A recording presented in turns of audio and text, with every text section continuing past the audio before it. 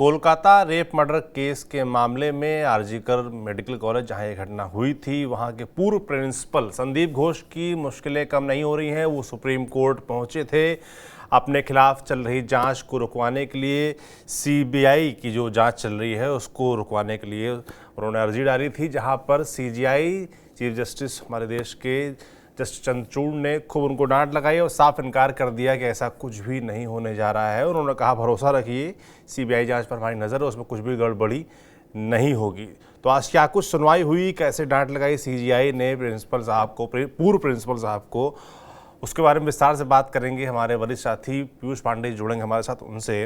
बाकी लगातार आज कार्रवाई भी हो रही है पूर्व प्रिंसिपल संदीप घोष के खिलाफ कोलकाता रेप मर्डर केस में। उनके 6 ठिकानों पर आज रेड डाली गई है ईडी की तरफ से। वित्तीय अनियमितता उनके खिलाफ इस तरह के आरोप हैं, तो उसकी जांच चल रही है। सुप्रीम कोर्ट में क्या हुआ पीयूष जी, आज बताइए। थोड़ा सुनने में आ रहा है कि आज उनको अच्छी खासी डांट भी सुनने को मिली है और जो डिमांड कर रहे थे सब खारिज कर दिया सीजीआई ने। सौरभ, देखिए, वो हाईकोर्ट की ओर से जो टिप्पणियां की गई थी जब हाईकोर्ट ने जांच सीबीआई को सौंपी थी, और इस मामले में जो इसके बाद उनको गिरफ्तार भी कर लिया गया, तो आज सुप्रीम कोर्ट में जब याचिका सुनवाई पर आई तो सुप्रीम कोर्ट ने पहले उनको इनकार कर दिया कि आप इस मामले में आरोपी हैं और किसी जनहित याचिका के मामले में आप इस तरह से हस्तक्षेप नहीं कर सकते हैं। और सुप्रीम कोर्ट ने साफ इनकार कर दिया कि वो इस मामले में कुछ भी नहीं करेगा। एक बात मैं स्पष्ट कर दूं कि इस मामले में वो अपनी गिरफ्तारी को चुनौती देने सुप्रीम कोर्ट नहीं पहुंचे थे, क्योंकि गिरफ्तारी से पहले ये याचिका दाखिल की जा चुकी थी। उनकी मंशा इस याचिका में ये थी कि जो टिप्पणियां हाईकोर्ट द्वारा की गई हैं जनहित याचिका में, जब सीबीआई को ये मामला सौंपा गया तो उन टिप्पणियों को सुप्रीम कोर्ट स्पंज कर दे, हटा दे, और सुप्रीम कोर्ट ने इससे साफ इनकार कर दिया। दरअसल मसला ये है कि उन पर वित्तीय गड़बड़ियों का आरोप था, और वित्तीय गड़बड़ियों के आरोप के बाद इस मामले में जब आरजीकर मेडिकल कॉलेज में जिस तरह से दर्दनाक घटना हुई और उस घटना में लड़की का रेप और हत्या का मामला सामने आया, तब इसके बाद उनकी गिरफ्तारी कर ली गई। तो सुप्रीम कोर्ट ने उनकी ओर से पेश हुई वकील मीनाक्षी अरोड़ा से ये साफ तौर पर कहा कि अदालत इस मामले में कुछ भी नहीं कर सकती है और आपका कोई लोकस नहीं बनता है। लोकस यानी कि आप इस मामले में किसी भी तरह से पीड़ित नहीं हैं, या फिर ये कहें कि आप याचिका दाखिल करने के हकदार ही नहीं हैं। तो कुल मिलाकर के सुप्रीम कोर्ट ने साफ कर दिया कि इस मामले में आपकी याचिका पर हम सुनवाई नहीं कर सकते हैं। और सुप्रीम कोर्ट ने ये भी कहा कि सीबीआई जो जांच कर रही है वो निष्पक्ष तौर पर करेगी, ये हम साफ कर देते हैं। और साथ ही सीबीआई की स्टेटस रिपोर्ट पर भी सीजीआई ने कहा कि वो स्टेटस रिपोर्ट दाखिल करेंगे और इसके बाद सुप्रीम कोर्ट इस मामले पर आगे का रुख तय करेगा।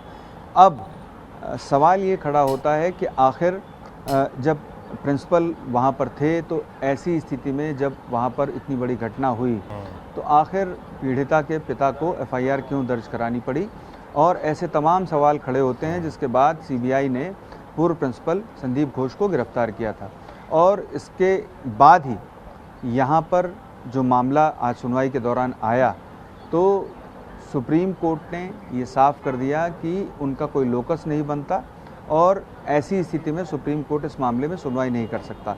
समझना आपको ये होगा कि हाईकोर्ट में जो जनहित याचिका दाखिल हुई थी उस याचिका पर ही हाईकोर्ट ने सीबीआई को जांच सौंपी थी।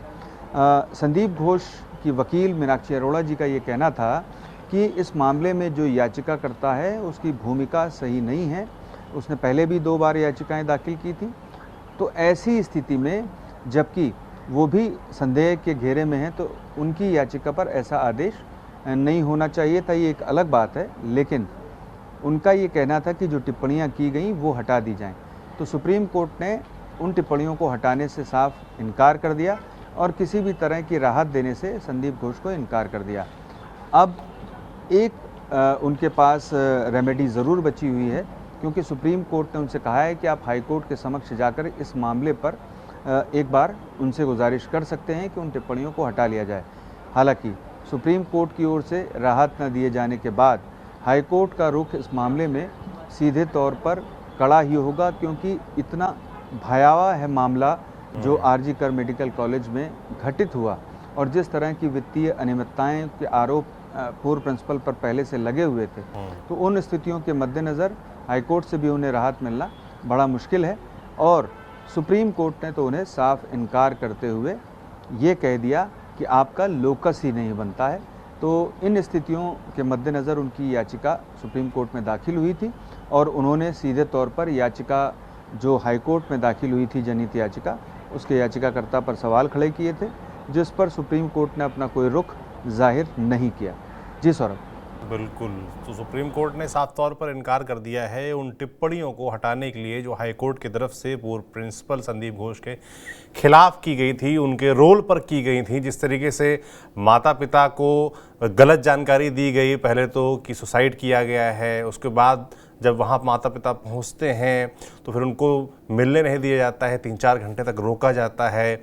इस तरह के जब खुलासे होते गए, अभी खुलासा ये भी हुआ है कि आरोप इस तरह के लग रहे हैं कि पूर्व प्रिंसिपल संदीप घोष ने अगले ही दिन जो बगल का रूम था उसमें रेनोवेशन के आदेश दे दिए थे, जिसको लेकर बड़ा विवाद हुआ कि इतनी बड़ी घटना, उसके अगले दिन से रेनोवेशन का काम क्यों शुरू किया गया सेमिनार हॉल के जस्ट बगल में। तो इस तरह के कई तरह के आरोप थे। थोड़ा जो आप लगातार टिप्पणियों की बात हो रही है, मुझे लगता है दर्शक जानना चाहेंगे कि हाईकोर्ट ने किस किस तरह की टिप्पणियाँ की थी संदीप घोष पर, अगर आप जानकारी दे पाएँ तो। देखिए, हाईकोर्ट ने उनकी भूमिका को लेकर के कई टिप्पणियां की थी और इस मामले में यही वजह थी कि वो अपनी टिप्पणियों को लेकर के सुप्रीम कोर्ट पहुंचे थे कि उन टिप्पणियों को एक्सपंज कर दिया जाए, हटा दिया जाए।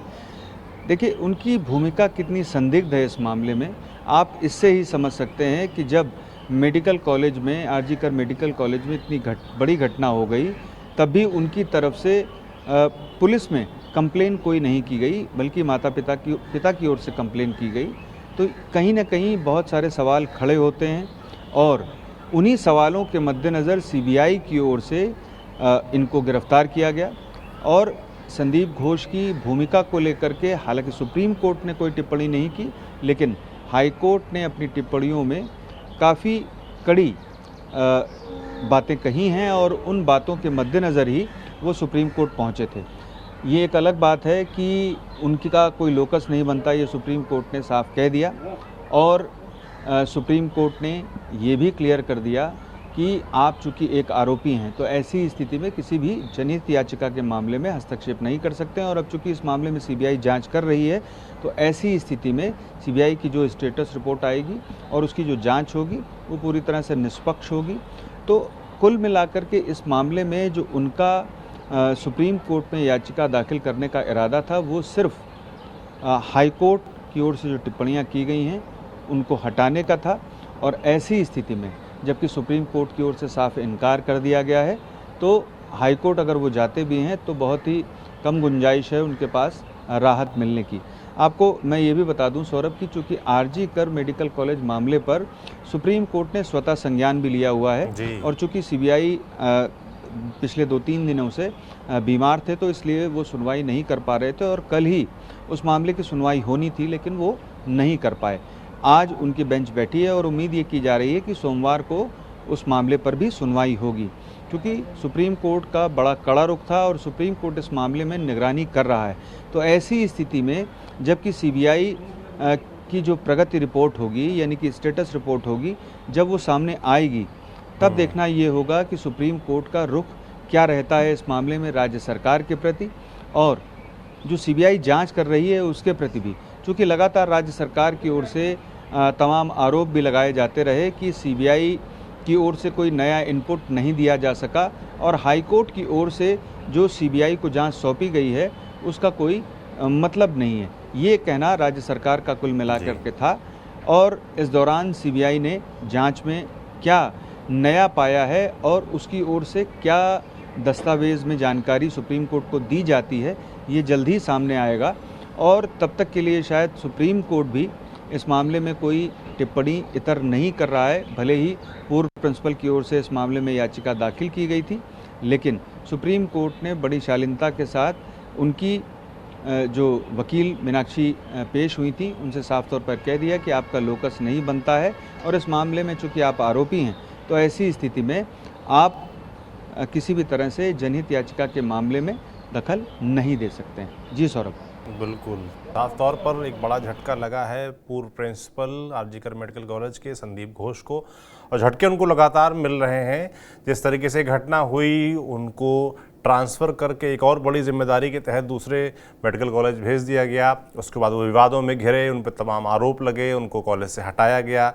2 सितंबर को उनकी सीबीआई ने गिरफ्तारी भी की। 8 दिन की पुलिस रिमांड पर वो चल भी रहे हैं, सीबीआई कस्टडी में हैं।